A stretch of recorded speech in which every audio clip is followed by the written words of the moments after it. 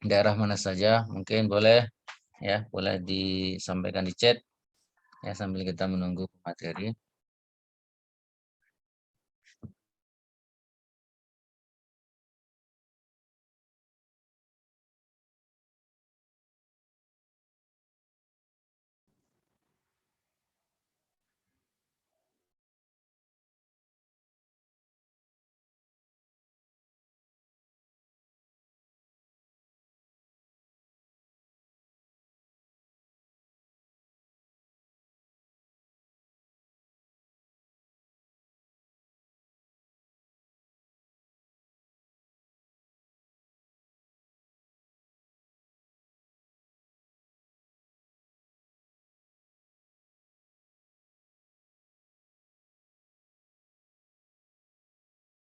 Oke, ini baru ada satu yang chat ya, Bu Sajiem dari Kaltim, insyaallah.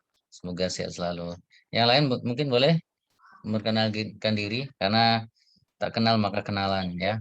Insyaallah semakin kita akrab, kita kenal ya, semakin memudahkan kita untuk mengingat ya nama teman-teman kita dan sebisa mungkin ya setiap ibadah kita ya kita doakan ya teman-teman kita dan mudah-mudahan nanti kita ya suatu saat dipertemukan ya di Kopdar ya, yang entah di Pekanbaru, entah di mana gitu ya, atau kita insya Allah sama-sama kita berdoa mudah-mudahan kita dipertemukan di ya Mekah atau Madinah ya, atau di Turki misalnya ya, sebagaimana ya kita semua tentu sangat ya ingin ya haji pro ataupun kita keliling ke Turki ya, karena jualan kita Turkish Propolis tentu kita ingin sampai juga produk kita dari Turki datang ke Indonesia, ya kita juga bisa sampai ke Turki.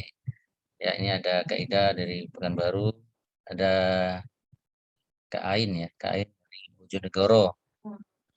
Insyaallah. Mungkin yang lainnya masih ya ditunggu dan kita masih menunggu Sadaya dan teman-teman juga ada yang mungkin hari ini ada agenda ya. Jadi ya, berkesempatan ya gunakan kesempatan ini dengan baik ya. Mungkin sambil menunggu yang lain, mungkin ada yang mau disampaikan dulu dari Bu Ulan.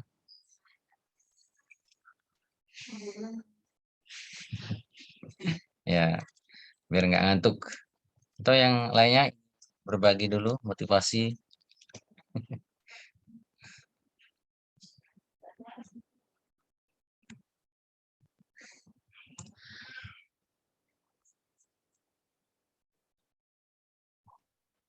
Ya, baik ya, sambil mengisi menunggu Ustadz.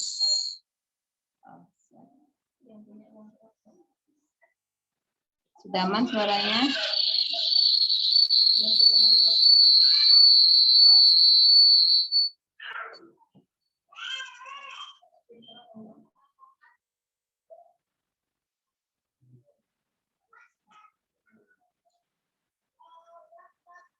Tes? Ya. Ya, baik ya, bismillah.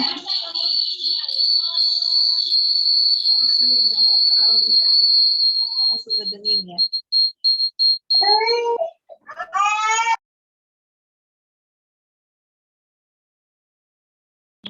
Sebentar ya, lagi storing.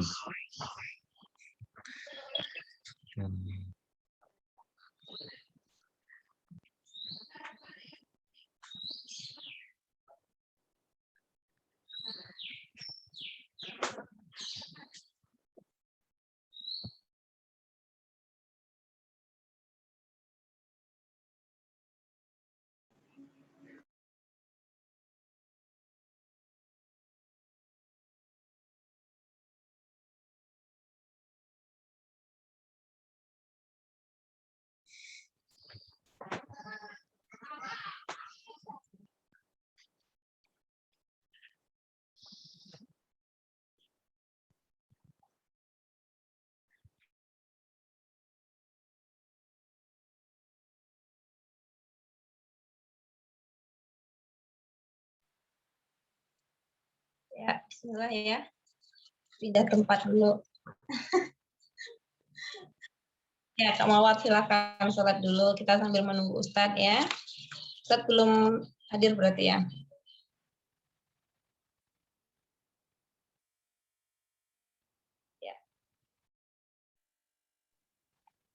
Ya baik, Bismillah. Assalamualaikum warahmatullahi wabarakatuh. Waalaikumsalam warahmatullahi wabarakatuh. Ya, Alhamdulillah. Allahumma sholli ala sayyidina Muhammad wa ala ali sayyidina Muhammad. Assalamualaikum ya Rasulullah. Assalamualaikum ya Habib. Apa kabar teman-teman semuanya pada saat ini? Sehat? Alhamdulillah sehat. Alhamdulillah sehat. Masya Allah, tabarakallah ya. Jadi pengusaha kesehatan harus jaga kesehatan ya. Masya Allah ya. Jadi selain setiap hari konsumsi Turkish Propolis Ruqyah, juga menjaga pola makan ya pastinya, dan juga olahraga. Nah ini PR nih ya, biasanya bagi mama untuk olahraga ya.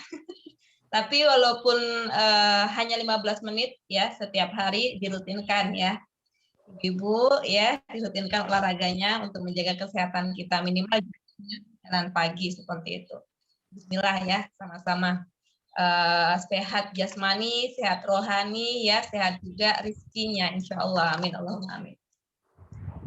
Ya, sore hari ini kita pertemuan kedua dengan Ustaz Hidayat. Insya Allah kita akan ini ya, bertahap belajarnya dari yang mulai dasar gitu ya, sampai nanti ke persoalan-persoalan yang lebih detailnya. Nah, kemarin kita ta'aruf tentang bagaimana fikih muamalah ya, kemarin sudah dijelaskan bagaimana itu ilmu fikih ya, bagaimana kedudukannya, dan bagaimana juga terkait dengan fikih muamalahnya. Nah, hari ini kita akan membahas tentang harta dan kepemilikan. Jadi ini penting bagi kita sebagai seorang muslim, apalagi kita ya tidak pun kita menjalankan bisnis ini ya, tetap saja kita akan bermuamalah setiap harinya kan gitu ya.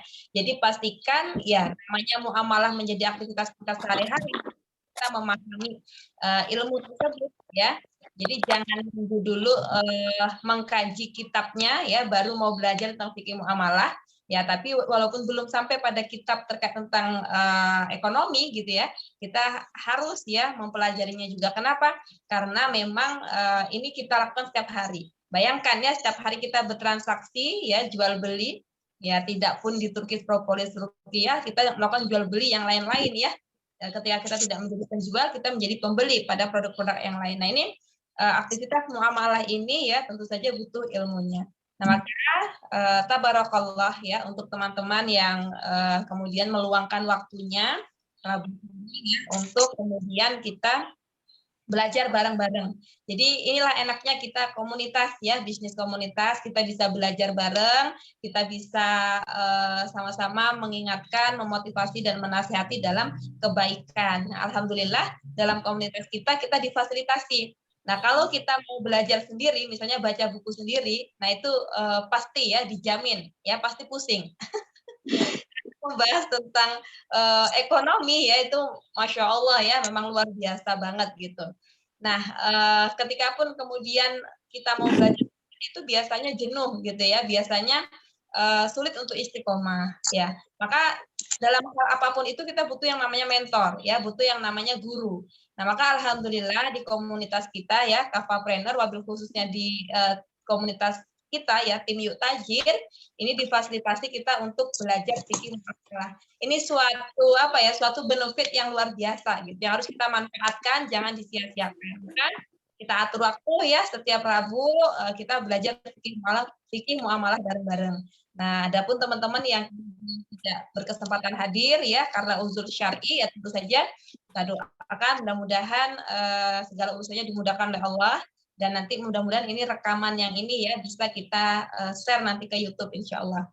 Nah seperti itu. Teman-teman semuanya sudah siap untuk belajar? Yang siap untuk belajar, yang tidak ada uzur syar'i boleh buka kameranya ya. Bagian dari adab menuntut ilmu teman-teman. Silakan dibuka kameranya karena kita akan menuntut ilmu bersama guru kita ya. Bersama dengan Ustadz Hidayat Arokani. Maka bagian dari adab menuntut ilmu kita bermuajahah kepada guru ya, buka kameranya. Kameranya aja yang dibuka ya, mic-nya nggak usah dibuka. Ya, oke. Siapa yang sudah siap untuk belajar pada sore hari ini? Boleh angkat kedua jempolnya? Oke, alhamdulillah semangat ya, Masya Allah. Iya. Ya, yang baru dicas HP-nya ya. Ya, silakan. Next time siap-siap ya dicas dulu. Iya, Kak Mara, anak rewel, ya uzur syar'i. Ya, yang lainnya ya silakan bagi yang tidak ada uzur syar'i untuk mengaktifkan kameranya. Ya, insya Allah sesaat lagi Ustadz akan masuk dan akan kembali ya berbagi ilmu kepada kita semuanya.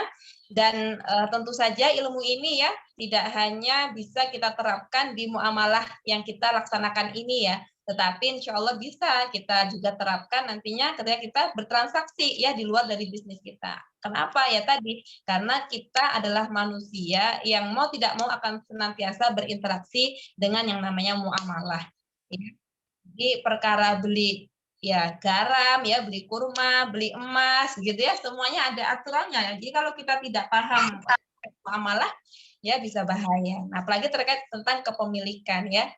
Bagaimana sih harta itu ya, bagaimana sih kepemilikan itu? Bagaimana harta itu bisa menjadi milik kita ya, apakah betul milik kita, apakah seperti apa ya? Bagaimana asyari atau Allah itu kemudian mengatur tentang harta dan kepemilikan ini. Nah, maka ini penting sekali untuk kita. Ya, dan untuk teman-teman semuanya, insya Allah ya setelah kita kemarin ada seminar internasional bersama dengan Profesor Nurul Taufik Rahman ya, insya Allah mudah-mudahan semakin semangat ya teman-teman mensyiarkan tentang manfaat Turkish Propolis Ruqyah ini. Jadi teman-teman sudah berada pada aktivitas bisnis yang tepat. Kenapa?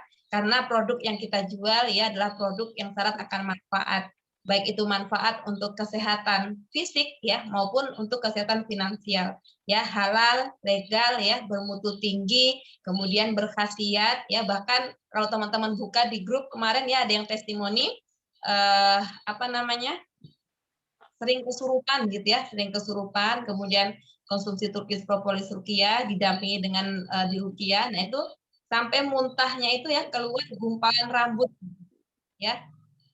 Nauzubillah. Nah ini, Masya Allah ya, tentu senang sekali ya ketika kemudian ada konsumen kita yang Allah izinkan ya diberikan kesehatan dengan produk yang kita jual. Dan insya Allah kita yang memberikan informasinya ya, ini juga mendapatkan bagian dari amal soleh ya, amal kebaikan. Maka niatkan ketika kita menawarkan produk kita adalah semata-mata untuk kemudian memberikan solusi ya, solusi kesehatan bagi konsumen kita, solusi penafkahan bagi mitra-mitra kita. Jadi semangat teman-teman untuk kemudian ya terus menanam ya, terus menebar kebermanfaatan baik dari sisi produk maupun dari sisi bisnisnya. Ya, kemarin juga ada ya di grup itu testimoni anaknya sudah usia 1 tahun 6 bulan tapi belum bisa bicara, belum bisa berjalan ya. Kemudian rutin konsumsi Turkish Propolis Ruqyah atas izin Allah, alhamdulillah ya. Kemudian Allah mudahkan untuk bisa berbicara ya, dan kemudian Allah mudahkan untuk kemudian bisa berjalan. Ya luar biasa. Alhamdulillah. Jadi ini teman-teman ya nggak perlu malu lagi, nggak perlu ragu lagi untuk kemudian melakukan penawaran. Oke, alhamdulillah Ustaz sudah masuk ya. Karena Ustaz sudah masuk, saya mengisi waktu kosongnya, saya kembalikan kepada Pak Suprapto. Fadil. Oke, baik. Kepada Bentar ya, saya ini kan dulu. Saya mute dulu.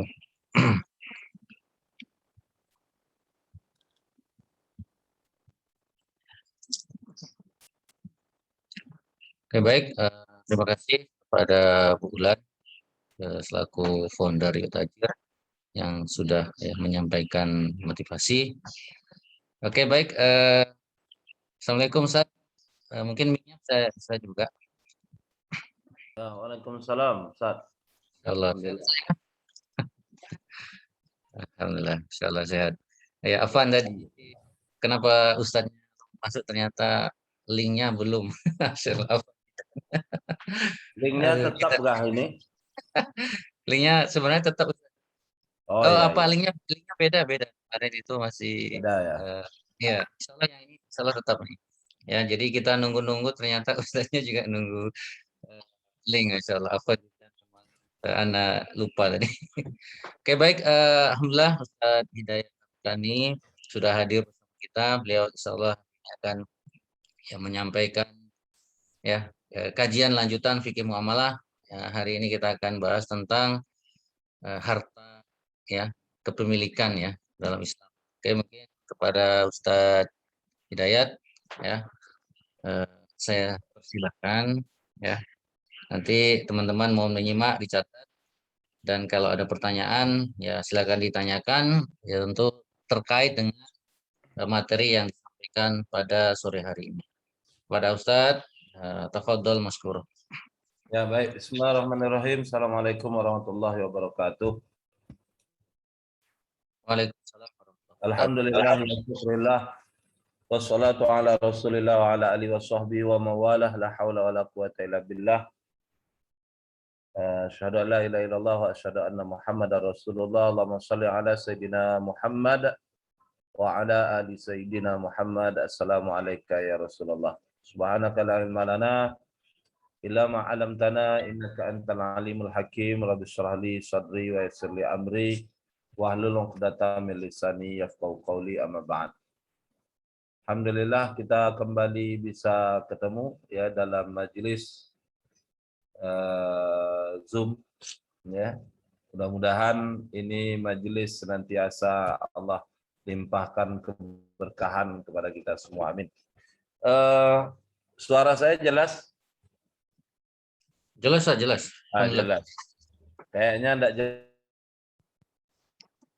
jelas minggu lalu itu karena jaringan kali. Ya. Ya. Baik, ini materi awal perdana yang akan kita bahas, kelanjutan dari materi pengantar kemarin. Kali ini kita bahas tentang harta dan kepemilikan ya. Harta, mal dan milkiyah. Al-mal wal milkiyah, harta dan kepemilikan. Nah, ini dasar pembahasan kita ya. Surah An-Nisa ayat ke-29 di mana Allah Subhanahu wa taala menjelaskan ya ayyuhallazina amanu, hai orang beriman, la ta'kulu, janganlah kalian memakan amwalakum, harta-harta kalian, bainakum, di antara kalian, bil batil, dengan jalan yang batil. Illa an takuna tijaratan antara minkum, kecuali dengan jalan perniagaan yang berlaku antara minkum, suka sama suka di antara kalian. Ini dasar pembahasan kita, di mana perkara harta ini perkara yang penting ya. Bahkan di sini Allah melarang la ta'kulu, ya, jangan memakan. Jangan memakan itu maknanya jangan mengambil. Ini bukan berarti tidak boleh memakan tapi boleh mengambil. Nah, ini kan tidak apa-apa, bukan dimakan, nah, gitu kan. Nah, ini keliru. Sebenarnya la ta'kulu maknanya adalah jangan mengambil. Ini bentuk nahi, ya. Ini jelas seperti yang diungkapkan oleh, dikomentari oleh Ibnu Katsir dalam tafsirnya Al-Qur'anul Azim ya, di surah An-Nisa ayat 29 ini, di mana naha tabaraka wa taala ya, di mana Allah tabaraka wa taala melarang ibadil mukminin, hambanya yang beriman, ayakulu amwal, dari memakan harta-harta ba'dum ba'da bil batil. Sebagian dari mereka dari sebagian yang lain dengan jalan yang batil. Nah, makna al-batil di sini adalah bi anwa'il mukasib allati hiya ghairu syar'iyyah. Jadi harta yang batil itu harta yang diusahakan yang ghairu syar'iyyah, yang tidak sesuai dengan syariat atau yang tidak syar'i. Jadi harta yang batil itu harta yang tidak syar'i. Nah, yang dasar itu seperti apa? Ka'an wa'ir riba wal qimar. Ya. Wal qimar, judi. Ya. Atau apapun yang diperoleh syariat. itu disebut harta batil. Nah, maka seorang muslim harus memastikan dirinya tidak mendapatkan memperoleh harta itu kecuali harta yang hanya yang halal. Ingat pembahasan pertemuan sebelumnya itu jelas sekali ya, di mana Allah Subhanahu wa taala telah menjelaskan bahwa di mana Rasulullah SAW itu telah menjelaskan bahwa harta terkait dengan harta ini akan membuat seseorang akan binasa ya, akan celaka. Nah, celaka itu di akhirat kelak, di mana harta ini terkait harta itu akan ditanya dua hal. Min aina iktasabahu wa fima anfaqahu. Harta itu diperoleh dari mana dan digunakan untuk apa. Ketika harta itu diperoleh harta yang batil, harta yang tidak syar'i dari usaha yang kita lakukan, dari cara-cara yang kita peroleh, maka itu akan membuat kita tidak punya hujah kelak di yaumil akhir.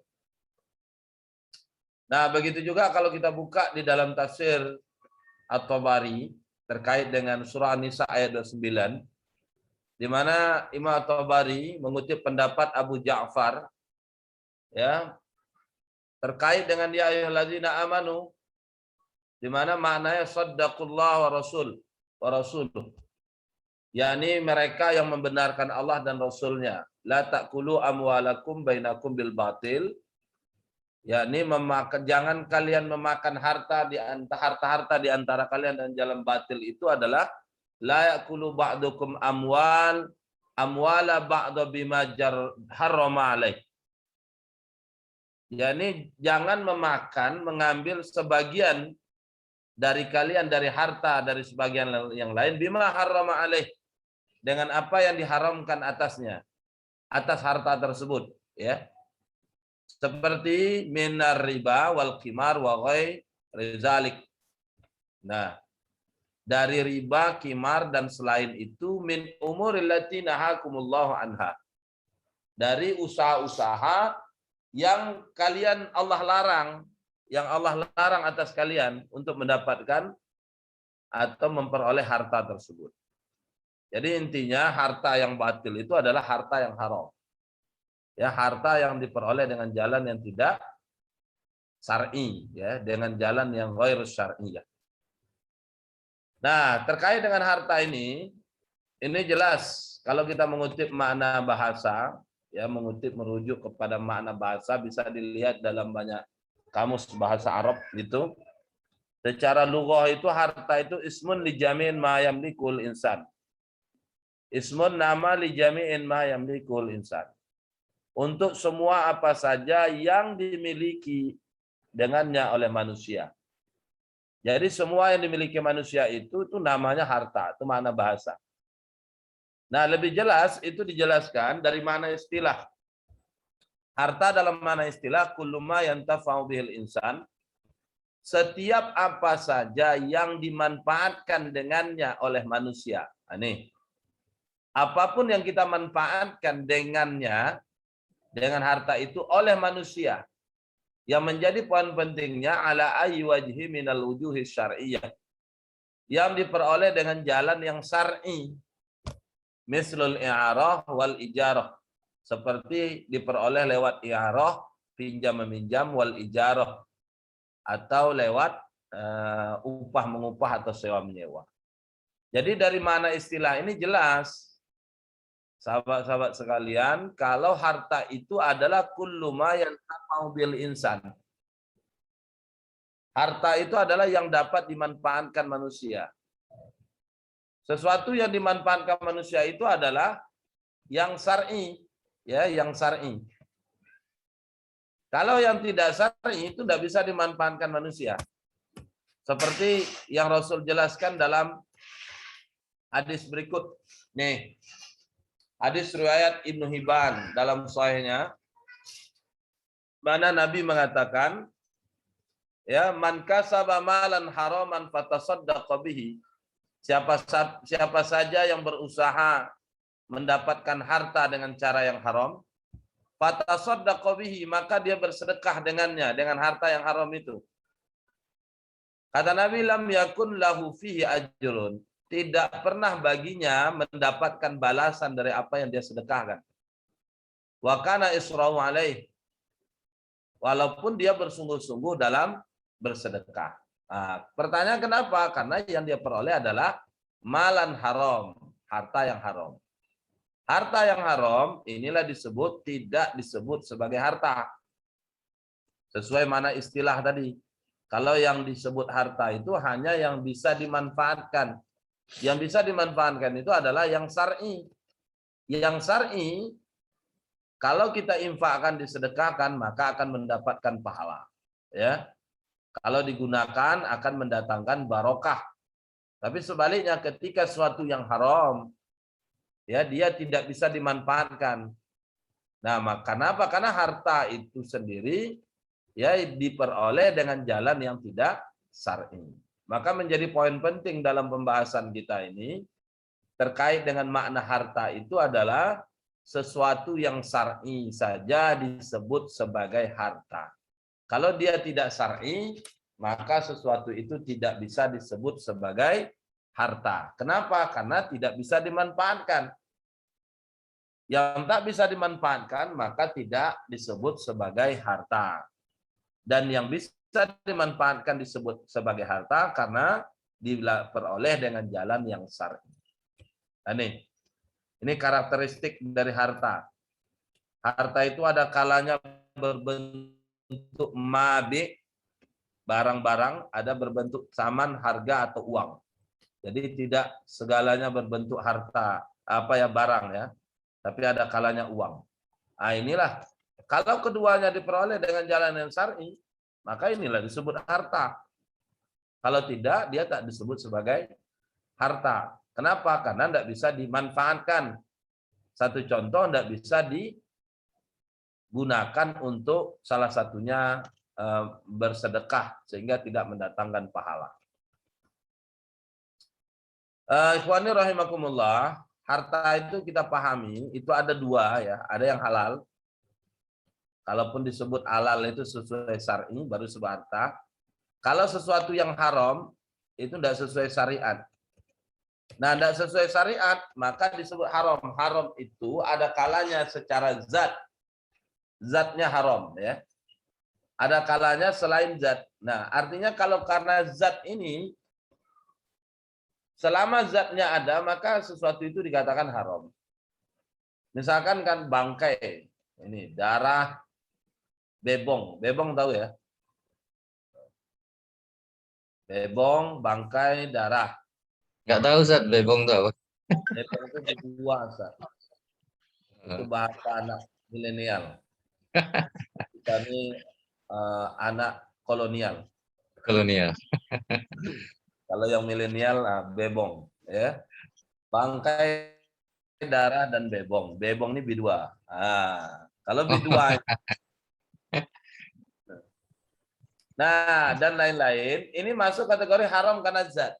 Artinya selama bendanya ada, zatnya ada, maka sesuatu itu menjadi haram. Contoh khomar. Khomar itu setetes, sesendok, segelas. Ya, satu teko, sebotol, itu sama aja haramnya. Cuma bedanya sedikit atau banyaknya. Nah, maka selama ada khomar, haram. Ya. Hurimatil khamru li zatiha. Diharamkan khamar itu karena zatnya. Nah, bangkai ya, innamal khamru wal maisiru wal hurimat alaikumul maitat. Diharamkan atas kalian maitah, bangkai. Wadam, darah. Walahmun khinzir, daging khinzir. Nah, gimana kalau bulunya? Tetap. Karena ya bebong khinzir itu udah sepaket ya. Jangan dipilah-pilah lagi. Itu kan haram dagingnya, lahmun. Tapi kalau bulunya, kukunya, kan tidak disebut dalam Al-Quran. Nah, ini lugu, tekstual dalam memahami. Tapi semua dari B2 itu masuk kategori haram. Kulitnya juga haram. Ini haram karena zat. Selama zatnya ada, maka dia haram. Ya. Maka dengan memiliki ini, ketika kita miliki masuk kategori memiliki harta dengan jalan yang batil. Ya. Bangkai kecuali ikan dan belalang, darah kecuali hati dan limpa. Selain dari itu masuk kategori benda yang haram karena zat. Nah, yang kedua ada haram karena ghairu li zatihi. Karena selain zat, artinya secara hukum dikatakan benda itu haram. Bisa jadi zatnya halal. Zatnya bisa jadi halal ya. Tapi hukum mengatakan dia haram. Sehingga ketika kita memilikinya sama dengan memiliki zat yang haram ini. Memiliki bangkai haram, mengkonsumsi bangkai haram. Tapi kalau memiliki, mengkonsumsi sesuatu karena hukum mengatakan haram atas sesuatu itu, walaupun zatnya halal, ya, tapi hukum mengatakan haram, maka mengkonsumsinya sama dengan mengkonsumsi bangkai. Bangkai haram karena zat, sementara sesuatu tadi haram karena selain zat, yakni karena hukum. Nah, terkait dengan ini ada dua bentuk. Pertama namanya harta haram karena ghosab. Secara hukum karena ghosab. Ghosab itu kecurangan ya, gulul, penipuan, hak adami karena milik orang lain yang diambil. Baik disengaja ataupun tidak disengaja. Maksudnya baik orang itu nampak ataupun tidak nampak. Orang itu melihat, mengetahui terang-terangan atau tidak, sembunyi-sembunyi. Ini namanya ghosab, mengambil hak milik orang lain. Contohnya apa? Korupsi. Ya, harta diperoleh lewat korupsi. Riswah. Ar-rasi wal murtasi kuluhum finnar. Atau ar-rasi wal murtasi kulluhum finnar, ya. Jadi yang menerima sogok, memberi dan menerima kulluhum finnar, sama-sama ditempatkan di neraka, ya. Ini harta haram. Kalau harta haram yang itu kita peroleh, itu memilikinya sama dengan haram dengan zat tadi. Karena milik orang, bukan punya dia, atau karena kecurangan, karena gulul. Maka jenis ghosab ini kata Allah, wa ma yaghlul ya'ti bima ghalla yaumal qiyamah. Siapa yang gulul, dia akan dia akan datang di hari kiamat membawa kecurangannya, apapun bentuknya, termasuk KKN. Ya. Nah, mencuri misalkan. Nah, ini kan riswah atau korupsi dan lain-lain. Ya, ini masuk kategori harta ghosab. Atau bisa juga mengambil tanah milik orang. Bersepadan dengan orang, maka tanah milik orang ini kita ambil. Tidak banyak, cuma sejengkal. Maka tanah sejengkal itu akan membuat kita menjadi orang yang harta dengan jalan yang batil, ya. Itu namanya harta haram karena ghosab. Harta haram karena kecurangan, karena penipuan, karena lain sebagainya, ya. Intinya haramnya karena hukum. Karena milik orang lain yang kita ambil. Maka harta tersebut masuk harta yang haram. Meski zatnya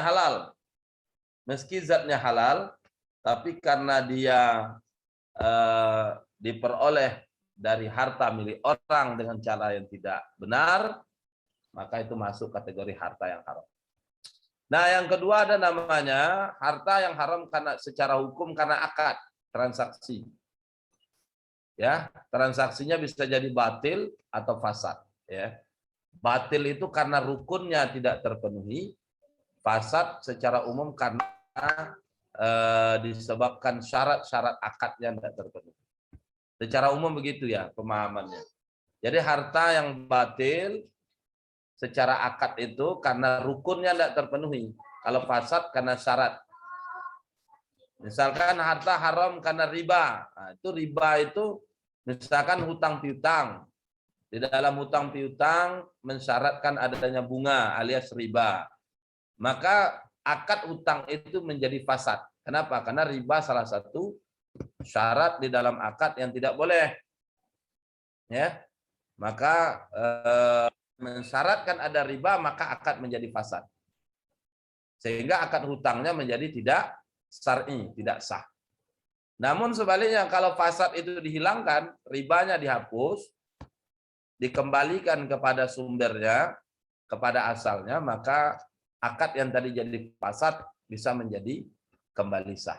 Ya, itu bedanya fasad sama batil. Tapi intinya baik batil maupun fasad itu masuk kategori harta yang haram. Sesuatu yang haram. Haramnya bukan karena zat, tapi karena hukum. Ikhwani rahimakumullah, bagi kita yang mau hijrah, orang-orang yang ingin taubat dari mendapatkan harta secara haram, atau taubat dari kepemilikan, memiliki sesuatu yang tidak syar'i, ketika dia memiliki dari haram karena zat, maka wujud taubatnya tidak cukup sekedar menyesali, tapi harta yang haram secara zatnya harus dia hilangkan. Dia buang. Ya. Misalkan ada bangkai tidak usah. Berhala, patungnya dibuang. Karena delele ini banyak ya. Mana delele ini, dan lain-lain. Nah, itu maknanya banyak nih. Bisa jadi patung. Nah, kalau taubat, patungnya dibuang. Maka itu baru sempurna taubatnya. Begitu juga ini, harta haram karena gosap. Kalau harta haram karena gosap ini, baru akan sah benar-benar taubatan nasuha, taubat yang sebenarnya, tidak sekadar menyesali, tapi harta yang haram ini juga harus dikembalikan. Kalau dia riswah, ikhtilasat, korupsi, maka dia harus balikkan. Ya, harus dikembalikan, tidak bisa dimiliki. Oh, kalau saya kembalikan, konsekuensinya saya nanti masuk ke penjara. Itu udah buah dari istilah pepatah, tangan mencincang, bahu memikul. Nah, berbeda kalau ini harta yang haram karena akad. Kalau harta yang haram karena akad, ini yang berakad aja yang bermasalah. Kalau fasad diperbaiki, kalau batil jelas tak boleh dimiliki. Tapi kalau udah berlanjut, udah berlalu gimana? Ya berbanyak taubat. Karena mau dikembalikan juga tidak bisa. Karena ini bukan kaitan dengan milik orang, tapi akad transaksinya. Misalkan punya rumah dengan cara yang batil, yang tidak sah. Memiliki harta dengan jalan yang fasad, jual beli fasad misalkan. Akadnya udah berakhir, gimana caranya taubat? Ya, taubat, menyesali, tak mengulangi, ya, sungguh-sungguh dan tidak mengulangi, ya perbanyaklah infak sedekah dari harta yang haram yang dimiliki. Tapi berbeda dengan gosap ini, sama haram karena zat. Itu harus dikembalikan. Kalau ini harus dibuang, tidak harus bersama kita. Tapi kalau gosap adam ini harus dikembalikan kepada sumbernya, asalnya. Kalau milik fakir miskin kita ambil, balikan. Kalau tanah orang sejengkal kita ambil, maka kembalikan. Ya, maka kembalikan. Tidak boleh kita pertahankan dan kita mengklaim kalau kita sudah taubat. Itu sebenarnya belum sempurna taubatnya. Baik, ikhwani rahimakumullah, maka dari itu harta halal diperoleh sesuai syariat. Maka harta yang halal diperoleh sesuai syariat itulah disebut dengan kepemilikan atau milkiyah. Nah, sesuai dengan makna dari milkiyah itu kepemilikan, iznu syari' li intifa'i bil ain. Izin dari asyari' untuk memanfaatkan sesuatu. Ya. Dan inilah makna dari kepemilikan. Di mana karena izinnya itu maknanya adalah sesuai hukum. Artinya kita memperoleh sesuatu yang halal, yang syar'i, sesuai syariat. Maka yang sesuai syariat itulah akan menjadi yang namanya kepemilikan. Nah, kalau kepemilikan pasti halal, pasti syar'i. Karena makanya beda kepemilikan dengan harta ya. Harta itu boleh bisa jadi ini ya. Yang tadi secara mana istilah itu ada yang hanya yang bermanfaat, sehingga yang tidak bermanfaat atau yang tidak syar'i tidak disebut harta. Walaupun faktanya ulama membagi, ada yang halal, ada yang haram. Nah, tapi kalau kepemilikan itu pasti yang syar'i. Makanya kepemilikan beda lagi dengan rezeki. Rezeki itu kan al-i'ta, pemberian. Pemberian dari Allah itu ada yang halal caranya, ada yang haram, tergantung cara yang kita gunakan.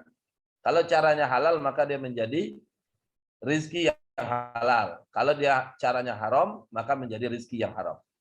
Rizki yang halal itulah yang disebut dengan kepemilikan. Sama halnya dengan harta yang halal itu menjadi kepemilikan. Artinya bisa dimiliki dan bisa dimanfaatkan. Maka kalau dia haram tak bisa dimiliki dan tak bisa dimanfaatkan. Nah, di sini harta halal jadi kepemilikan. Nah, kepemilikan itu berdasarkan nas di dalam Islam ada 3 kan? Ada milkiyah fardiyah, ada milkiyatul ammah, ada milkiyatul daulah. Nah, kepemilikan individu ya. Kepemilikan individu kita tahu lewat 5 sebab. Sebab pertama lewat bekerja karena waris ya. Lewat bekerja. Ini 5 sebab kepemilikan. Aktivitas bekerja. Tentu pekerjaan yang halal, berburu, berbisnis, ya, berdagang dan lain sebagainya. Yang kedua lewat warisan. Jadi harta menjadi milik pribadi ini lewat warisan. Maka seorang dapat warisan. Jadi kalau orang dapat warisan itu jadi milik dia pribadi. Dia boleh manfaatkan. Dan itu harta sesuatu yang halal. Bagian dia itu bagian yang halal. Harta menyambung hidup. Ketika sudah bekerja tak mampu memenuhi kebutuhan, ada keluarga, saudara yang membantu. Maka bantuan saudara itu disebut harta menyambung hidup. Maka ini disebut menjadi sebab kepemilikan individu. Pemberian negara, i'ta'ud daulah. Ini jadi milik individu. Harta diperoleh tanpa daya dan upaya. Nah, coba bayangkan Anda itu. Di atas pohon kelapa, golek-golek aja. Tak punya modal, tak pakai tenaga. Ya. Maka harta itu menjadi milik pribadi. Contohnya apa? Misalkan mahar bagi wanita. Itu menjadi harta milik pribadi. Mutlak 100%. Yang namanya kepemilikan 100% boleh dimanfaatkan. Ya. Ini kepemilikannya. Kalau sudah menjadi kepemilikan 100% boleh dimanfaatkan. Pertama contohnya mahar bagi wanita. Kan tanpa tenaga itu, tanpa daya upaya. Atau misalkan dapat luqotoh, barang temuan. Barang temuan itu tanpa daya dan upaya. Ya, pulang dari sesuatu pergi keluar jalan-jalan kesepak atau ketendang plastik 5 kilo. Ternyata isinya dolar semua. Atau Turkish propolis. Ya. Ketendang plastik 5 kilo Turkish propolis. Itu boleh diambil, tapi dengan syarat ya harus dibalikkan ke pemiliknya. Diumumkan.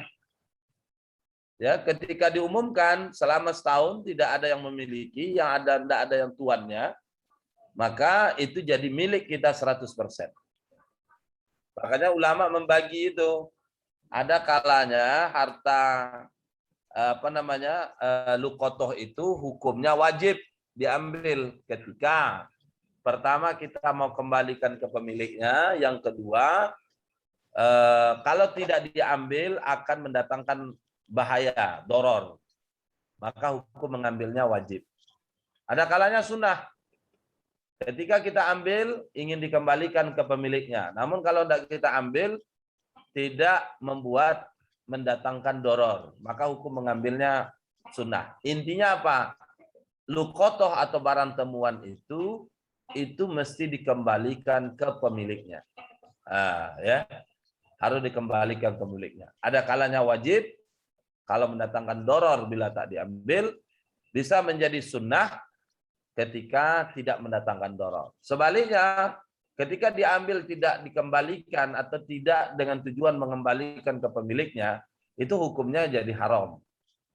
Jadi kalau ketemu barang plastik 5 kilo tadi, Turkish propolis semua punya isinya, Diambil langsung. Masya Allah, inilah rezeki dari Allah. Rizqu minallah. Ini itu bukan halal, itu jadi haram. Ya. Karena mengambilnya tidak dikembalikan ke pemilik. Dan masih Sesuai banyak. niat saja. Gimana? Ngambilnya sesuai niat ya.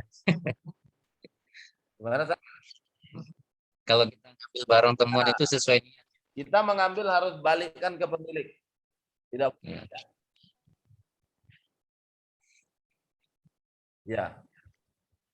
Itu milik pribadi ya. Maka kepemilikan individu selain dari 5 ini tidak ada. Tidak boleh individu memiliki. Lain dari bekerja, waris, menyambung hidup, pemberian negara, diperoleh tanpa daya upaya. Selain dari 5 sebab ini, individu tak boleh memiliki sesuatu. Ya? Dan itu tentunya dari 5 sebab ini dengan bentuk-bentuk yang bisa kita jelaskan secara detail, diskusikan. Itu yang pertama. Jadi yang kedua ada kepemilikan umum. Nah, ini sesuai izin tadi, sesuai syariat, hukum. Ada milik umum. Milik umum itu terbagi 3 kalau berdasarkan hadis. Ada fasum, fasilitas umum, yakni jalan, sungai, laut, ya dan lain-lain. Yang kedua dan barang tambang. Barang tambang yang seperti apa? Barang tambang yang jumlahnya tidak terbatas. Alma al-idu. Jumlahnya tidak terbatas. Tapi kalau jumlahnya terbatas gimana?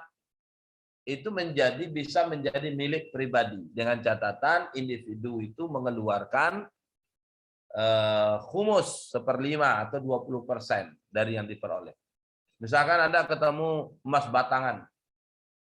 Nah itu tidak perlu diumumkan. Ya, tidak perlu diumumkan. Justru kalau sekarang Anda umumkan bahaya, kena pasal 33 ayat 3. Bumi air kekayaan alam terkandung dalamnya dikuasai oleh negara, digunakan sepenuhnya untuk kemakmuran rakyat. Nah itu malah diambil oleh negara. Ya, ini anekdotnya begitu. Artinya apa? Hukum katakan boleh Anda miliki. Ya, tidak mesti harus mengumumkan seperti lukotoh tadi. Cuma ketika dimiliki, keluarkan 20%, 80%-nya 100% bisa dimanfaatkan. Itu barang tambang kalau jumlahnya terbatas. Ya kan? Misalkan saat Suprapto mau pergi mancing, cari cacing belakang rumah, nyangkul tanah, tiba-tiba tercangkullah dia emas batang. Ada 20 batang. Nah, 20%-nya itu harus dibagi kepada masyarakat secara umum. Namanya humus. Ya, rikas, barang hasil temuan di dalam tanah. Ya, 80%-nya halal untuk dimiliki. Nah, yang ketiga, harta yang pembentukannya terhalang dimiliki oleh individu. Ini contohnya bisa jadi sungai, bisa jadi sumur ya. Misalkan sumur kekeringan, wilayah itu kekeringan. Nah, cuma ada sumur orang, satu sumur yang di sana terkumpul 7 mata air misalkan. Orang kekeringan yang tidak kekeringan. Nah, maka negara harus mengambil alih dan itu menjadi harta milik umum. Akses air orang di sana, tidak ada tempat lain. Seperti dulu di zaman Rasul. Ya, ada sumur yang itu dibebaskan oleh Sayyidina Utsman bin Affan radhiyallahu anhu. Yang itu ketika Madinah kekeringan, akses air cuma di sumur itu. Maka Sayyidina Utsman bin Affan itu membeli sumur itu dengan kisah yang luar biasa itu ya. Yang akhirnya sumur itu dijadikan milik umum. Sehingga setiap kaum muslimin penduduk Madinah secara umum boleh mengakses, mengambil air di sumur tersebut. Nah ini karena sumur itu, air itu pembentukannya itu tidak boleh dimiliki oleh individu. Kecuali kalau itu dibangun oleh pribadi. Nah baik, ini dasarnya ya, al-muslimuna syuraka'u fis salas. Fil kala'i wal ma'i wan nar. Muslim berserikat 3 hal.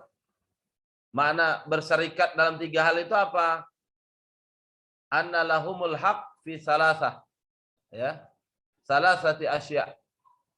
Ini artinya bagi mereka hak mereka dalam 3 hal tersebut. Wala yahiqu li ahadin ay yabi'a wala ay yatasallata ala hadhil asya. Ini tidak boleh seorang pun ya menjualnya dan menguasainya sesuatu itu. Fayamna al-intifa'a biha. Untuk maka melarang untuk memanfaatkannya itu tidak boleh. Artinya boleh diakses, dimiliki oleh siapapun. Yang mana fil qala'i wal ma'i wan nar. Ini akhrajahu Abu Daud. Ya. Nah, ini 3 bentuk dari kepemilikan umum. Nah, yang terakhir itu kepemilikan negara. Ya, ini bedanya. Ini ada beberapa bentuk. Nah, ini nanti bisa dipelajari lebih lanjut. Ada khorot, usur, harta yang tidak ada ahli waris. Nah, ini kan tidak ada. Kalau hari ini ada orang meninggal, ahli warisnya tidak ada, kebingungan.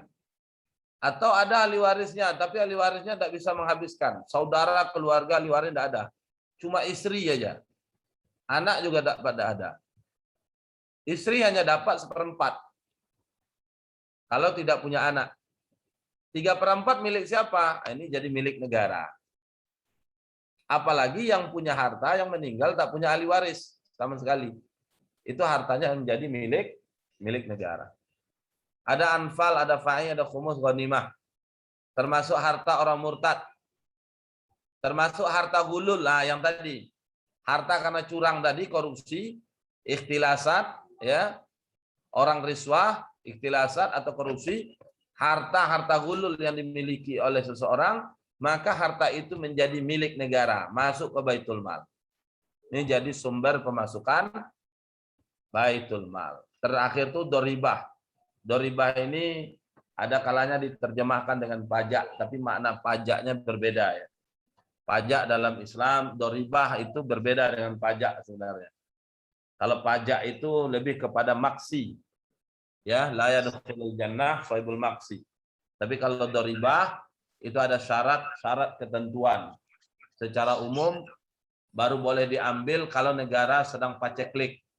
Kebutuhan yang mendesak, kemaslahatan harus terwujud, sementara modal tidak ada. Maka baru dipungut doribah. Yang kedua hanya diambil dari muslim yang kaya. Tidak muslim yang tidak kaya. Apalagi orang kafir, non-muslim. Tidak dipungut. Ini punya motor butut, ya diidam-idamkan 20 tahun, setelah punya bayar pajak. Nah, itu kan zalim itu. Itu namanya maksi. Ya, maksi. Ya, apalagi dalam kondisi negara bisa mendapatkan sumber yang lain. Syarat kedua. Syarat ketiganya ketika sesuai kebutuhan. Butuhnya berapa? Butuhnya misalkan 200 triliun. Negara butuh. Karena banjir misalkan. Kas kosong. Ada banjir. Negara butuh untuk perbaikan. Itu butuh dana 200 triliun. Nah, dikumpulkanlah doribah ini. Tapi udah sampai 200 triliun, maka stop doribahnya. Makanya kan beda kan dengan pajak.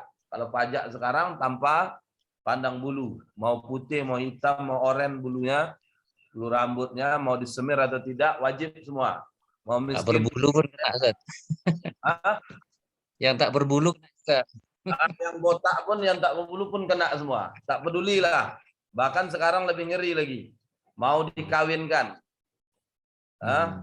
NIK, nik dikawinkan sama pajak. Itu tah lahir apa besok? Sama setan berkawin sama iblis. Lahir hantu. Ya, ini bentuk kepemilikan. Jadi ini tidak boleh dimiliki oleh individu. Ini hanya dimiliki negara, dimanfaatkan oleh negara. Kalau milik umum tadi itu dimiliki oleh umum, dikelola oleh negara, dimanfaatkan oleh umum. Individu hanya boleh memanfaatkan, memiliki, memanfaatkan dari 5 sebab ini.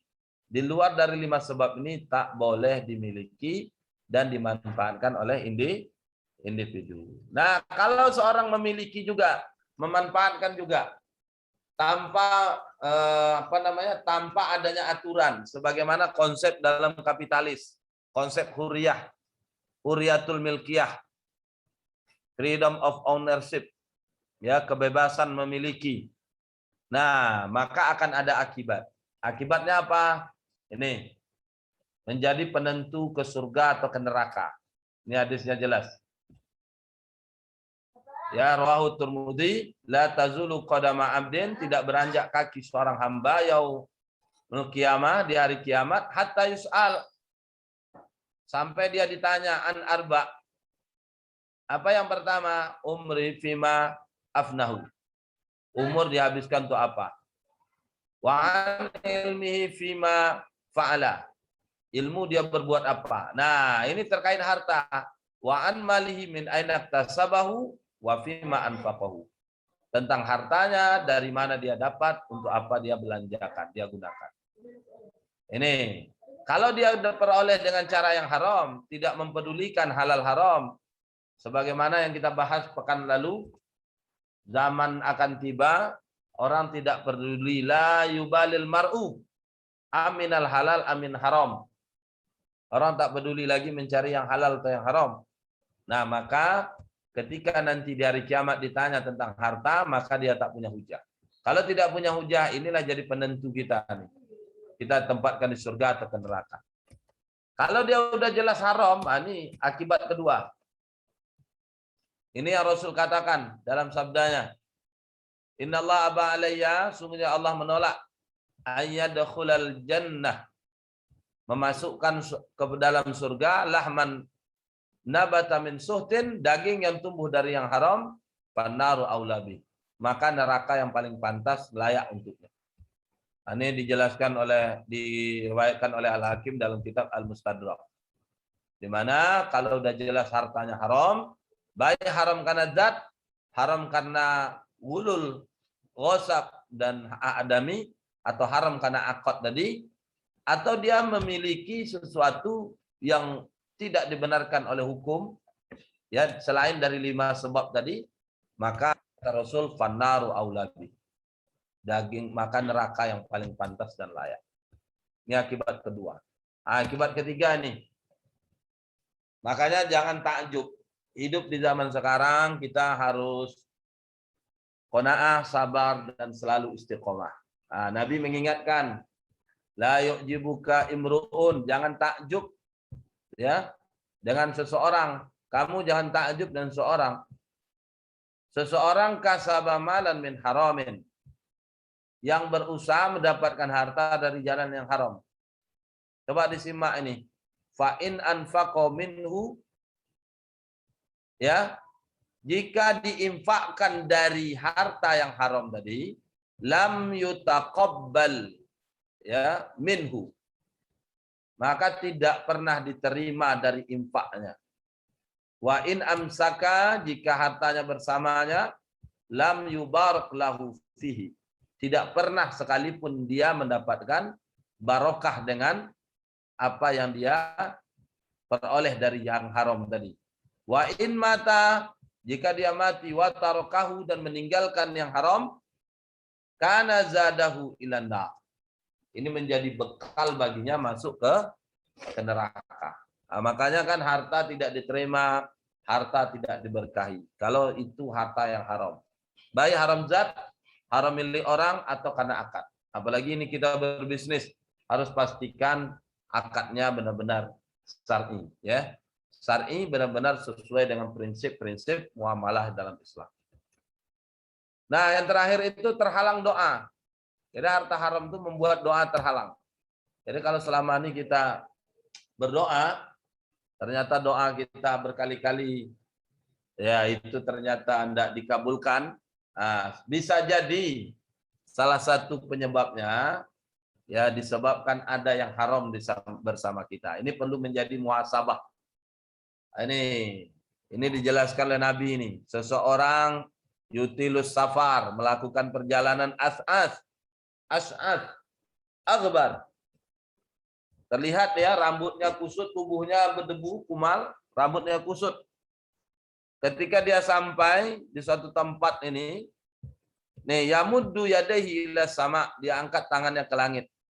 Ya Rabbi, dia berdoa, ya Rabbi, dia sampaikan hajatnya.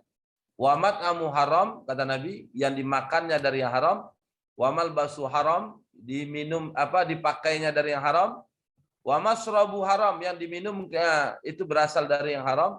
Wa ghuziya bil haram, dia hidup dengan fasilitas yang haram. Fa anna yustajaba lidzalik, maka bagaimana mungkin doanya dikabulkan? Karena memang Rasul mengatakan innallaha ta'ala thayyibun la yaqbalu illa thayyiban. Sungguhnya Allah Ta'ala itu baik, ya, dan tidak menerima kecuali yang baik-baik saja. Maka dari itu seorang mukmin diperintahkan untuk mencari yang halal saja, tidak mencari yang haram. Kalau kita mencari yang haram, kita miliki, seperti dalam hadis riwayat Muslim ini, membuat doa kita terhalang. Ini terakhir. Masih berminat dengan harta haram? Kalau berminat, ya lanjutkan. Terima 4 konsekuensi. Namun kalau tidak, insya Allah akan ganti ketaatan kita dengan keberkahan di dunia, dan insya Allah lewat asbab harta ini kita bisa selamat kelak di akhirat, ditempatkan oleh Allah di dalam surga dan dijauhkan dari neraka. Ya, maka dari itu terakhir sebagai poin penting, bisnis bagi seorang muslim tidak sekedar bagaimana dia memperoleh keuntungan, tapi bisnis. Maaf Ustaz, suaranya Ustaz. Termute. Baik, jadi bisnis bagi seorang muslim tidak sekedar bicara profit, ya. Tapi bisnis bagi seorang muslim, profit diperoleh, falah pun dimiliki. Profit itu kaitan bisnisnya, falahnya selamat di akhirat. Beruntung dan selamat di akhirat. Penutupnya itu ada pepatah orang tua-tua kita ini. Maka harta itu di dunia bisa dimanfaatkan, di akhirat bisa menyelamatkan. Tapi jangan sebaliknya. Di dunia kita bisa memanfaatkan, di akhirat menjadi mencelakakan kita. Tentu kita tak ingin begitu. Maka tidak ada pilihan lain, thalabul halal wajib. Mencari yang halal itu wajib. Dalam konteks bisnis, maka marilah pastikan bisnis kita benar-benar syar'i, terhindar dari akad batil dan akad yang fasad. Ya, saya kira demikian kedua pengantar. Wallahu a'lam bishawab. Terima kasih kembali kepada Ustaz Suprapto. Allahumma fiq ila aqwamit thoriq. Assalamualaikum warahmatullahi wabarakatuh. Waalaikumsalam warahmatullahi wabarakatuh. Insyaallah ya. Tabarakallah, syukran jazakallah pada Ustaz Yayat Harukani yang telah menyampaikan ya materi kita hari ini. Insyaallah kita sudah mulai melek ya tentang bagaimana cara memiliki harta, yang mana harta itu nanti bisa menentukan posisi kita ya, di akhirat nanti ke surga ataupun neraka. Jadi bisnis harta itu tidak hanya ya mementingkan keuntungan saja, tapi kita juga perlu yang namanya berkah ataupun yang akan mengantar kita kepada kedekatan kepada Allah, tentunya mengharapkan balasan surga. Oke, baik, Ustadz, kita nanti batasi sampai pukul 17 saja. Masih ada ya kurang lebih 10 menit ya, atau kurang. Mungkin ada teman-teman yang bertanya, mungkin batasi 2 pertanyaan saja. Ya, silakan kepada teman-teman yang ingin bertanya, hanya 2 pertanyaan saja karena waktu kita terbatas. Dan insya Allah saat ini dari tadi tetap ya, pesertanya ada sekitar 29, dan insya Allah nanti kita akan share di YouTube karena banyak teman-teman yang tidak bisa ikut kajian sore hari ini karena ada agenda lain ya. Baik, ini Kak Mawar, insya Allah silakan Kak Mawar bertanya kepada Ustadz. Ya, terima kasih Ustaz atas kesempatannya. Bismillahirrahmanirrahim. Apa ya Ustaz? Ini tadi saya agak banyak ikan ini. Jadi memang topiknya itu tentang kepemilikan tadi Ustadz. Kepemilikan itu ada 3. Salah satu kepemilikan individu itu kan dengan bekerja. Kami di sini memang bekerja sebagai pedagang ya, pedagang Turkish Propolis Ruqyah. Jadi memang saya lebih nanya itu kepada teknis yang memang saat ini sedang mengganjal lah ya. Mungkin entahlah pertemuan entah bulan keberapa mungkin dibahas, tapi karena bagi saya ini butuh untuk segera, jadi izin lah ya Ustadz saya tanyakan sekarang gitu. Jadi Ustadz yang ingin saya tanyakan itu ada 2 ya, nggak kayak minggu lalu banyak kali. Yang pertama berarti kesimpulannya kami kan memang pernah ya berada di bisnis yang Abang Watim Sodi, bentar dah. Abi. Nah, kami itu kan pernah Ustadz berada di bisnis yang ada akad yang bermasalah gitu ya. Ada ini lantas apakah cukup gitu? Hanya dengan kami bertobat, insya Allah apakah Allah sudah mengampuni gitu? Atau ada langkah lain gitu Ustadz yang harus kami tempuh? Itu pertama. Dan yang kedua itu yang sedang kami alami sekarang. Anggaplah gitu ya, karena memang ada juga yang beranggapan, Ustadz yang beranggapan kalau bentar aja sedikit lagi ini iya mau pergi bentar aja bentar ya. Nah, Turkish Propolis ini kan barang kimia gitu ya Ustadz, barang misliah gitu ya, barang yang dia itu memang barang itulah yang kemarinnya antara kimia atau misliah. Anggaplah ini barang yang memang bisa diukur, bisa ditakar. Intinya kan berarti harus serah terima. Lantas kan itu bisa dengan wakalah misalnya ya Ustadz. Ada wakalah yang menerima. Lantas yang jadi pertanyaan itu, apakah tugas wakalah di sini bisa gitu? Karena saya dapatnya ada dari ustadz tertentu itu katanya bisa wakalah ini hanya bertugas sebagai penerima. Misalnya lah ya, saya itu tadi beli barangnya, misalnya tadi di Jawa gitu ya, ya cukup wakalah saya itu hanya mewakilkan saya untuk menerima barang saya. Lantas siapa yang mau saya tunjuk gitu ya untuk yang saya minta tolongin untuk mengirimkan, mempaketkan itu ya bisa siapa aja, termasuk bisa juga orang yang saya tadi beli gitu misalnya. Itu apakah memang harus gitu tugas wakalah saya itu apa harus sampai ngecek kotaknya, ngecek TPR-nya, ngepaketkan, ngirim ke Pak gitu. Karena saya dapatnya katanya tidak harus, cukup hanya serah terima. Tapi saya dengar juga ada yang berpendapat katanya harus gitu. Memang harus si wakalah itulah yang mempaketkannya, mempackingkannya dan mengirimkannya ke tukang paket. Jadi sebenarnya yang roji itu seperti apa Ustadz, yang terkuat lah ya, karena kita kan mau mengambil dalil terkuat. Itu saja Ustadz, terima kasih, mohon maaf. Assalamualaikum warahmatullahi wabarakatuh. Waalaikumsalam warahmatullahi wabarakatuh. Oke, baik. Terima kasih Kak Mawar. Terus satu lagi ya. Tadi cuma 2 pertanyaan karena batas waktu. Mungkin lain kali ya yang belum ini di chat satu. Bagaimana bila seorang anak menerima warisan dari orang tua tapi dari hasil riba? Apakah anak berhak menerima warisan tersebut? Oke, ini pertanyaan kedua. Jadi kita batasi pertanyaan untuk 2 saja. Hah? Mungkin kalau ada yang langsung satu lagi boleh. Oke, baik. Kita batasi. Oke, mungkin tambah satu lagi Ustaz ya. Oke, satu aja dari Kak Fitri Labirsa mungkin ya.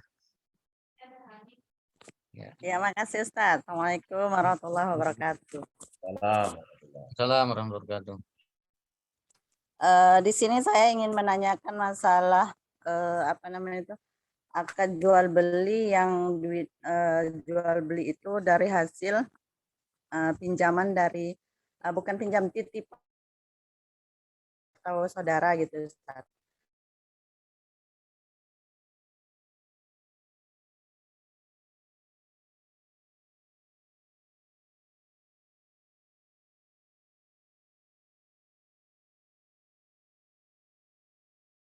Juta. Terus masalah itu bagi hasilnya itu gimana itu Ustaz?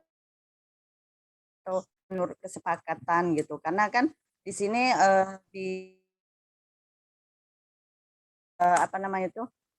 nggak langsung ini Ustaz, nggak langsung terima uang istilahnya hasilnya gitu, keuntungannya. Jadi gimana itu Ustaz? Saya cuma menanyakan masalah apa hukumnya kalau kita memakai uang yang dititipkan ke kita untuk jual beli, dan hasil jual belinya itu apakah harus bagi dua atau menurut kesepakatan gitu. Karena adik itu nggak meminta harus bagi dua ataupun bagi sekian gitu. Yang penting berapa saya kasih dia terima gitu Ustaz. Tapi menurut hukumnya seperti apa Ustaz? Terima kasih Ustaz. Assalamualaikum warahmatullahi wabarakatuh. Salam. Baik, sudah dulu seberapa? Oke, baik, silakan dijawab. Ya, Ada 3 pertama pertanyaan. dari Kak Mawar tadi ya. Hmm. Andaikan dulu pernah, kalau beliau cerita pernah melakukan bisnis akad yang tidak syar'i. Nah, apakah cukup dengan bertaubat atau ada langkah lain? Ya. Kalau itu kaitan dengan apa namanya akadnya batil, itu akadnya masih berlanjut, itu harus berhenti. Ya, ini kalau kita runut dulu persoalannya, faktanya. Kalau akadnya sedang berlanjut dan taubat, maka taubat kita itu tidak sekedar taubat, tapi memang harus dihentikan akadnya.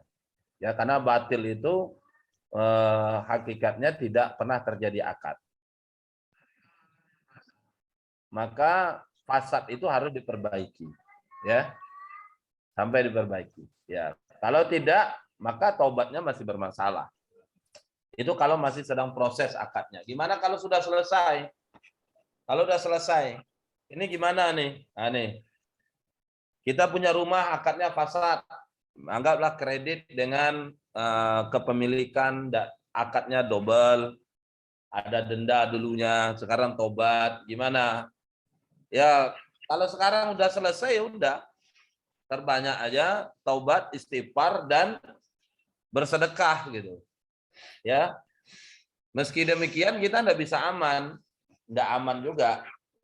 Karena setiap dosa yang sudah kita perbuat tetap tercatat sebagai dosa. Maka yang harus kita lakukan adalah memperbanyak amal soleh, mengimbangi berat ini supaya berat timbangan amal soleh pahala kita. Ya, makanya di sini perlunya kita dakwah, mengajak orang untuk meninggalkan akad-akad yang batil dan fasad tadi. Nah, intinya memang ada cara langkah lain. Langkah lain itu tadi taubat, dan pertama itu harta itu perbanyak kita infak sedekah karena udah selesai akadnya. Yang kedua apa? Ya kita dakwah, mengajak orang ilal haq, kepada Islam. Itu kalau sudah selesai akadnya. Misalkan beli motor dengan leasing, baru tahu sekarang. Jadi gimana caranya? Ya udah, nah mungkin dibuang kan? Atau kalau mau amannya, kalau akad fasad itu dijual balik, uangnya menjadi halal. Ya, ini menurut pendapat jumhur ulama, itu bisa dibaca dalam kitab Fiqhul Islam wa Adillatuhu karangan Syekh Wahbah Zuhaili. Itu beliau menjelaskan barang dengan akad jual beli fasad itu akan menjadi halal bila mana kita jual kembali, ya. Uangnya menjadi halal. Nah, itu langkah pertanyaan pertama. Yang kedua, Turki propolis barang misliat. Aneh. Kita harus beda misliat dengan kimiat. Kalau misliat itu barang yang semisal. Bisa ada barang pengganti yang semisal dengannya. Kalau kimiat itu adalah barang yang bisa dinilai, tak ada penggantinya. Misalkan tanah, hewan, nah itu kan tidak ada penggantinya. Kalau misliat itu umumnya barang yang semisal, tapi ada barang yang ditakar, ditimbang, dihitung. Nah, kalau Turki propolis, ya misliat. Apakah boleh pakai wakalah? Ya, barang misliat itu, ini kaitannya dengan, ini ya, ulama pun berbeda pendapat ya dalam hal ini. Tapi kaitannya dengan barang ditakar, ditimbang, dihitung ini adalah terkait dengan transaksi apa namanya? Ini ya, kalau kita mau menjual kembali ya nih. Ya, kalau sepengetahuan saya itu ketika kita menjual kembali, maka itu harus pakai wakalah. Ya, wakalah. Misalkan kita mesan barang ke Jawa, ya kan? ada konsumen memesan ke Papua sana atau wilayah timur sana. Nah itu kan tidak boleh langsung karena dia barang mislihat. Walaupun terjadi ikhtilaf ya di kalangan ulama itu. Baru boleh kalau ada wakalah, ada yang menerima. Nah, ketika berakad, uangnya kita transfer, ada wakil kita di sana yang menerima. Yang jadi persoalan apa? Yang menerima, karena harus untuk barang-barang mislihat, barang yang ditakar itu dan sempurna kepemilikannya, bila mana sudah sampai ke tangan pemilik. Ya. Hanya sekedar membeli dan membayar itu belum sempurna kepemilikan kita. Baru sempurna kalau kita sudah menerima. Kaunul mabik makbudoh. Itu harus dipegang oleh si pemilik. Baru dia boleh jual kembali kepada orang lain. Berbeda dengan barang ribawi. Nih. Kalau barang ribawi, itu jelas mesti harus wakil. Wakil ketika kita mau membelinya. Penjual di Pekanbaru, pembeli Pekanbaru kita. Ada penjual di Jawa, misalkan kita ngorder barang ribawi, misalkan kurma. Maka kurma ya mesti harus ada wakil kita menerima. Ya, ini sekedar dijual balik ya, dijual kembali, tapi ini kita miliki saja, itu harus ada wakil.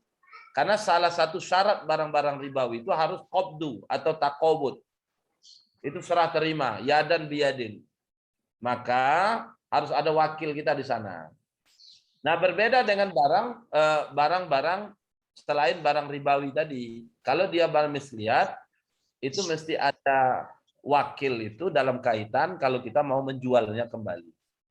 Nah, ini kaitan dengan barang ribawi tadi.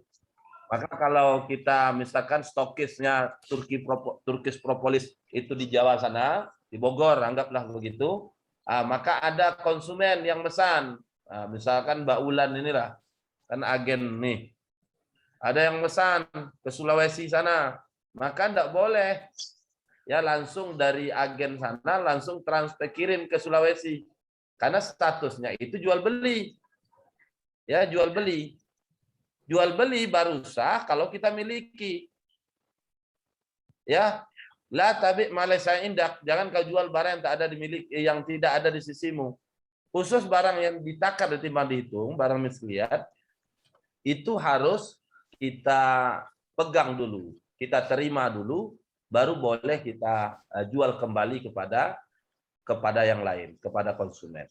Begitu kira-kira jawabannya Kak Mawar ya. Ini pertanyaan kedua dari chat tadi. Siapa tadi? Alfidia Irfani. Nah, pertanyaan keduanya itu bagaimana bila seorang anak menerima warisan dari orang tua tapi dari hasil riba, apakah anak berhak menerima? Maka ini dibedakan ya. Kalau harta haram karena milik orang lain, itu tidak boleh dimiliki, tidak boleh dikasih kepada yang lain. Sama halnya harta haram karena zat. Itu tidak boleh dimiliki dan tidak boleh dikasih kepada yang lain. Contoh, khamar. Khamar itu kita tidak boleh, orang lain dikasih juga tidak boleh. Bangkai kita tidak boleh, orang lain juga tidak boleh. Sama halnya dengan harta karena gosok, karena hak adami. Kita tidak boleh, orang lain tidak boleh. Maka taubatnya harus dibalikkan ke orangnya. Justru kalau kita balikkan kepada orang lain, itu akan membuat membuat kalau kita kembalikan, membuat orang tua kita itu menjadi aman. Tapi berbeda kalau harta haram karena selain zat dan selain milik orang lain atau bukan karena gulul, yakni karena akadnya haram.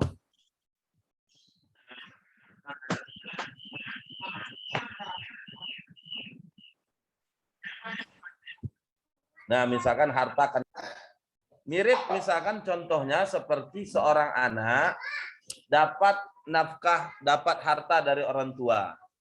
Tapi orang tua mendapatkan harta dengan jalan riba. Ini dua hal yang berbeda, faktanya berbeda. Anak, ayah, orang tua dari mendapatkan harta itu jalan riba, hartanya haram. Tapi si anak dapat harta dari orang tua itu karena nafkah. Nah, nafkah dari orang tua itu halal. Ya, riba yang diperoleh oleh orang tua itu hukumnya haram. Nah, ini dua hal yang berbeda. Maka harus dipilah. Sehingga kalau harta waris lewat riba tadi gimana? Orang tuanya tetap berdosa. Makanya harta haram karena akad ini itu tak ubahnya seperti lilin. Kita mampu memberikan manfaat, menerangi orang, namun kita tetap binasa. Maka berhati-hati nih dengan harta haram. Salah satunya karena riba. Itu kira-kira ya terkait dengan pertanyaan kedua tadi. Nah, yang terakhir nih pertanyaan dari Kak Fitri ini ya. Akad jual beli menggunakan uang titipan. Nah, ini tapi dia akadnya bagi hasil. Nah, ini gimana ceritanya nih? Ini harus jelas nih Kak Fitri. Itu Kak Fitri makai uang titipan atau akadnya syirkah kerjasama, itu harus jelas. Kalau Kak Fitri makai uang adiknya atau saudaranya yang dititip, misalkan 20 juta, dipakai mau uang itu 10 juta. Berarti ini kan menggunakan harta titipan, yakni akadnya wadiah. Wadiah itu boleh selama dapat izin dari yang punya. Adiknya nitipkan uang 20 juta, misalkan Kak Fitri mau pakai ya 10 juta kakak untuk modal, besok kakak balikkan, boleh. Asalkan izin, tak boleh tak izin. Nah, kalau tidak izin itu sama dengan harta gulul itu. Nah, jadi gulul jadinya Kak. Harus izin. Ternyata diizinkan, Kak Fitri mau ngasih sesuatu ke adiknya karena beruntung dari bisnis uang 10 juta tadi, boleh aja. Namanya atau ya boleh di Bekasi. Tapi tidak mengikat. Ya, tidak mengikat. Nah, dan ini beda lagi dengan kalau uang itu digunakan untuk modal bagi hasil. Kan beda lagi akadnya syirkah. Kalau akadnya syirkah, itu harus jelas bagi hasilnya. Ya, bagi hasilnya. Dan harus jelas usahanya. Dan harus paham kedua belah pihak. Kalau untung dinikmati, kalau rugi ditanggung bersama.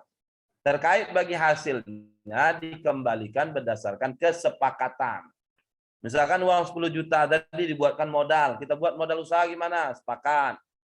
Ya, adik sebagai pemodal ya, kakak sebagai pengelola. Baik. Bagi hasilnya gimana? Bagi hasilnya 60-40 atau 70-30 atau 90-10. Boleh. Ya, yang mengelola uang itu yang lebih besar, lazimnya begitu. Tapi bolehkah terbalik? Boleh. Intinya bagi hasil itu dikembalikan sesuai modal, kesepakatan. Sepakat kedua belah pihak. Anggaplah misalkan begini 70-30. Kak Fitri mengelola maka dapat 70% keuntungan. Nah, 30% untuk adiknya. Ya, usahanya apa? Jual beli. Kita jual beli produk herbal ataupun propolis inilah. Nah, dijual. Untung dapat ini. Keuntungan nanti kita bagi. Gimana? Boleh enggak? Boleh aja. Kalau dia sepakat, oke. Tapi ingat ya, dibagi hasil, dari profit. Bukan dari 10 juta. Jadi kalau 30% dari 10 juta itu jadi riba. Tapi 10%, 30% dari hasil. Hasilnya gimana caranya? Nanti 10 juta itu dikasih buat modal. Dibelikan produk berapa produknya. Setelah dijual, keluarkan modal, keluarkan operasional, ada kelebihan, itulah disebut profit, untung bersih. Nah, keuntungan bersih itulah dibagi berdasarkan persentase yang disepakati. Nah, itu nama bagi hasil. Makanya untuk kasus Kak Fitri pertanyaan ini harus jelas. Ini memakai duit adiknya, titipan atau syirkah. Nah, kalau syirkah harus jelas 4 hal minimal. Siapa pemodal, siapa pengelola, siapa usaha, dan bagaimana bagi hasil. Persentase bagi hasil berapa. Tapi kalau wadiah cukup nitip izin. Ya, izin. Kalau Kak Fitri ada karena terbantu dengan modal dari temannya tadi, dari adiknya, saudaranya, mengasihi adiknya boleh enggak? Boleh aja. Ya, tapi tidak disyaratkan di awal. Baik, saya kira begitu. Ustaz Suprapto. Ustaz, yuk tajir official. Masya Allah. Ya, baik. Terima kasih atas jawabannya. Oke, ada yang mau Mbak Ulan ya, Mbak Ulan cara. Silakan Mbak Ulan. Ya, Bisa saya. memperjelas terkait pertanyaan Kak Mawar tadi, Ustadz, biar clear. Jadi artinya langsung saja ke objeknya produk Turkish Propolis Ruqyah gitu ya, Ustadz. Ini boleh wakalah ya, Ustadz. Memperjelas ini, misalkan saya mengambil barang di Makassar, kemudian saya punya mitra di Bali, nah atau di Kalimantan misalnya, otomatis pengiriman akan lebih cepat dari Makassar. Nah, artinya kan tadi harus saya memegang barang itu dulu gitu ya, barang harus saya terima. Nah, untuk penerimaan barang ini berarti boleh pakai wakil gitu ya Ustadz. Artinya saya misalnya mengujroh orang di Makassar untuk menjadi wakil saya, ataupun saya meminta tolong, kalaupun tidak akad ujroh, saya meminta tolong terima barang saya. Nah, ketika si penerima tadi, si wakil sudah menerima barang, nah artinya itu sah gitu ya Ustadz ya, boleh. Nah, ketika sudah diterima barangnya, apakah kemudian si wakil ini tadi gitu ya sudah cukup menerima barang, kemudian pengiriman tetap saya serahkan ke pihak founder misalnya. Apakah boleh seperti itu, atau pihak wakil menerima barang sekaligus dia yang mengirimkan barang saya kepada mitra saya yang di Kalimantan tadi, atau harus seperti itu? Atau seperti apa Ustaz? Jadi biar jelas gitu Ustaz. Ya, sebenarnya amannya yang namanya wakil itu kan harus tuntas pekerjaannya ya. Wakalah itu kan wakil, perwakilan. Jadi harus tuntas. Jadi tuntas menjadi wakil dan mempacking tadi. Seharusnya begitu. Ya. Karena apa? Karena kalau dia menerima aja, ya terima jual beli ya. Nanti misalkan sama penjual tadi, dia yang mengirim. Nanti posisi penjualnya sebagai apa nih? Wakalah lagi. Wakalah. Wakil mewakilkan. Kan aneh ya.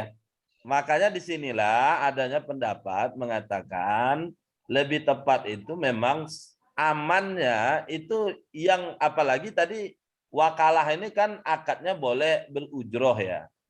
Boleh bil ujroh. Kalau Syekh Wahbah Zuhaili itu kan membolehkan wakalah bil ujroh, wakil dengan akad ijaroh, akad upah. Walaupun wakalah itu kan akadnya tujuannya kan ta'awun ya, menolong ya. Maka beda nanti wakalah sama samsaroh ya. Nanti kita bahas. Kalau wakalah itu akadnya ta'awun. Kalau samsaroh akadnya makelar. Makelar itu jelas akad profit bisnis. Maka harus jelas fee dari awal. Kalau wakalah kan boleh tidak pakai fee karena menolong, tapi boleh bil ujroh dengan upah. Nah, apalagi kalau kita buat kasih ujrohnya, udah sekalian ya packing ke sana gitu. Kamu saya kasih ini. Atau makelar apa tadi ya? Itu statusnya dia mewakilkan tadi. Nah, kalau mewakilkan tadi ya langsung dia kirimlah biar aman ya. Kalau cuma sekedar menerima jual beli saja, nanti yang misalkan si A tempat supplier ataupun stokis yang ada di Jawa sana itu. Nanti dia mengirim sebagai apa? Akadnya sebagai apa dia itu? Tahun lagi. Hindari. Makanya meski terjadi ada berbagai pendapat ikhtilaf, kita cari yang amannya. Yang amannya seperti tadi ya. Kalau kita kalau kita sepaket itu aja, jadi dia menerima menjadi wakil kita dan dia juga mempacking tadi. Sehingga ya bila perlu di bil ujroh kita kasih. Gitu kan? Atau yang tadi bisa jadi kita terima dulu di sini. Nah, tinggal dihitung-hitung lah. Dihitung-hitung mana besar cost-nya.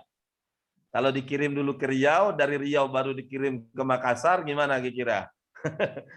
Ya, Biaya ongkos kirimnya. Daripada kita dibandingkan kita memberikan ujroh kepada orang di sana sebagai wakil kita, ya. Nah, begitu. Baik, temannya gitu, Mbak Ulan. Terima kasih Ustaz. Ya, Masya Ustaz, Allah. Ya, Kak, apa? Ini tadi saya yang bertanya tadi tentang warisan. Untuk menegaskan aja berarti boleh ya berarti tadi yang ahli warisnya menerima. Yang dosa kan ayahnya ya. ya. Maksudnya yang orang tuanya. Tapi kasihan kali itu. Tapi udah secara terlanjur Ustaz. ini kalau kita cerita hukum, secara hukum boleh Oh, anak. Sama halnya nafkah tadi itu, Bu. deh. Jadi nafkah dari orang, dari ayah ke anak. Ayah dapat misalkan dari cara yang haram, tapi ayah mengasih ke anak itu dua fakta yang berbeda.